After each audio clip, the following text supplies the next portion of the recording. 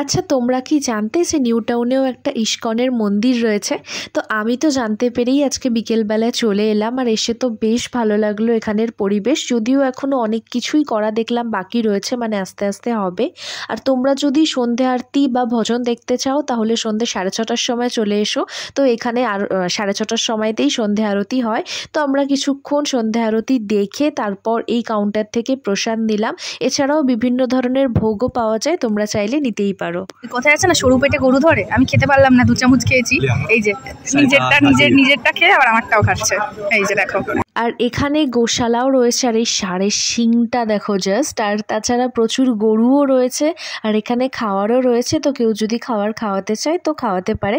তারপর কিছুক্ষণ থেকে আমরা এখান থেকে বেরিয়ে গেলাম। তো বারাসাত পৌঁছে গেলাম নতুন একটা রেস্টুরেন্টে, যেটা বেশ কিছুদিন হলো ওপেন হয়েছে। নাম হলো গোল্ডেন স্পুন। তো এখানে গিয়ে ফার্স্টে স্টার্টারে অর্ডার করেছিলাম প্যান ফ্রাইড চিকেন, যেটা খেতে মোটামুটি ভালোই ছিল। তারপর মেন কোর্সে ছিল হচ্ছে মাটন রোগান জোশ আর বাটার নানটা তো ঠিকই ছিল, বাট মাটন 370 টাকায় 4 পিস। প্লিজ কেউ আমাকে জানিও যে এখানে মাংস কোথায় আছে মাটনের। পুরোটাই হাড়, তার মধ্যে 4 পিসের বদলে 3 পিস দিয়েছে, 1 পিস কম। তো বলার পরে আরেক পিস দিয়ে গেল, যেখানেও পুরোটাই হাড়, মানে মাংসর দেখা তো মাটনে পেলাম না।